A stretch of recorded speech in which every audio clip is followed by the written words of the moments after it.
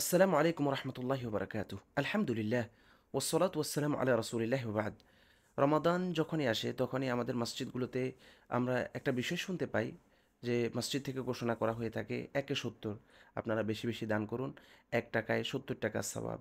এই ধরনের অনেকগুলো কথা উল্লেখ করা হয়ে থাকে, অথবা এই ধরনের কথাও আমরা শুনতে পাই যে একটা ফরজ আদায় করলে ৭০টা ফরজের সমান, একটা নফল আদায় করলে ফরজের সমান। এই কথাটুকু কতটুকু শুদ্ধ?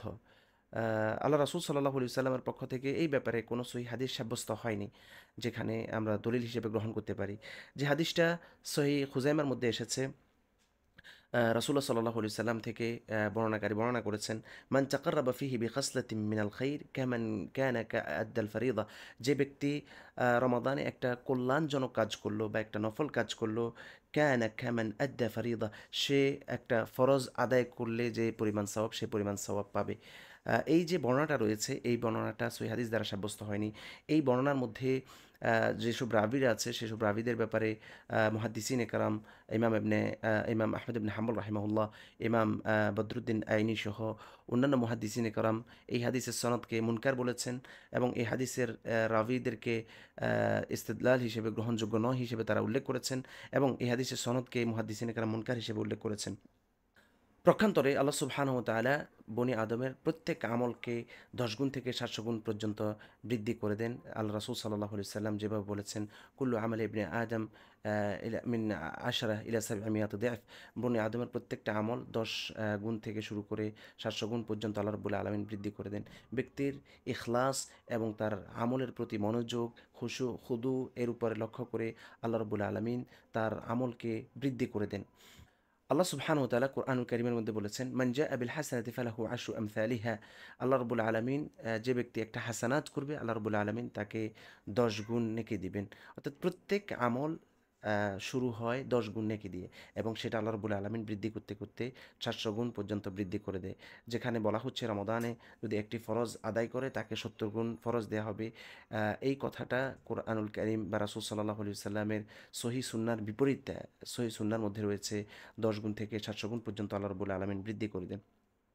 আমরা রাসূলুল্লাহ সাল্লাল্লাহু আলাইহি ওয়াসাল্লামের একটা হাদিসের মধ্যে দেখতে পাই, যেখানে রাসূল সাল্লাল্লাহু আলাইহি ওয়াসাল্লাম সদাকার ব্যাপারে বলেছেন, আ রাস আ মান তাসাদ্দাকা বিসাদাকাতিন, যে ব্যক্তি কোনো সদাকা করলো বিইদলি তামারাতিন মিন কাসবিন হালাল, তার হালাল ইনকাম থেকে একটি তামার, এক এক দিরহাম পরিমাণ বা সামান্য পরিমাণ সাদাকা তিনি আল্লাহর রাস্তায় তার হালাল ইনকাম থেকে দান করলেন, ফা ইন্নাল্লাহা ইয়াতাকাব্বালুহা বিয়ামিনিহি। আল্লাহ রাব্বুল আলামিন তার ওই সাদাকা তার আল্লাহ সুবহানাহু ওয়া তাআলা তার ডান হাত দিয়ে গ্রহণ করেন। সুম্মা ইউরাব্বিহা লিসাহিবিহি কামা ইউরাব্বা আহাদুকুম ফুলুওয়াহ। আল্লাহ রাব্বুল আলামিন সেটাকে লালন পালন করেন যেমনিভাবে তোমাদের কেউ তার উটের বাচ্চাকে লালন পালন করে। আল্লাহ সুবহানাহু ওয়া তাআলা তার এই নেকিকে লালন পালন করতে করতে, তার এই দানকে লালন পালন করতে করতে এমন আ অবস্থায় নিয়ে যান, রাসূলুল্লাহ সাল্লাল্লাহু আলাইহি ওয়াসাল্লাম বলেছেন, হাত্তা তাকুনা মিথলুল জাবাল, সেটা হতে হতে পাহাড়ের সমপরিমাণ হয়ে যায়। আমরা একটু কল্পনা করি, আমার একটা দান, সেটা রমাদানে হোক, রমাদানের বাহিরে হোক, যখনই আমি দান করব, আল্লাহ রাব্বুল আলামিন সেই দান যদি আমার হালাল ইনকাম থেকে হয়, আমার ইখলাসের সাথে হয়, সেই দানকে আল্লাহ সুবহানাহু ওয়া তাআলা তার ডান হাতে গ্রহণ করে আল্লাহ রাব্বুল আলামিন তাকে লালন পালন করে সেটাকে পাহাড়ের সমপরিমাণ করে ফেলেন। কেন আমরা একটা অংশের মধ্যে সীমাবদ্ধ করে ফেলব? কেন আমরা সেটাকে শুধুমাত্র নফল একটা দানকে ফরজের পর্যায়ে করে ফেলব? এটা আল্লাহ সুবহানাহু ওয়া তাআলা ব্যক্তির ইখলাস অনুযায়ী, ব্যক্তির নিয়ত অনুযায়ী সেটাকে আল্লাহ রাব্বুল আলামিন আরও বেশি বৃদ্ধি করে দেন। তাই আমরা এই ধরনের কথা থেকে নিজেদেরকে বিরত রাখবো, যেগুলো সহিহ হাদিস দ্বারা সাব্যস্ত হয়নি, সহিহ সুন্নাহ দ্বারা সাব্যস্ত হয়নি। সেগুলো থেকে নিজেদেরকে বিরত রেখে ঈমান এবং আকীদাকে শুদ্ধ করে সঠিক আকীদা, সহিহ আকীদা অনুযায়ী নিজের জীবন গড়ার জন্য চেষ্টা করব।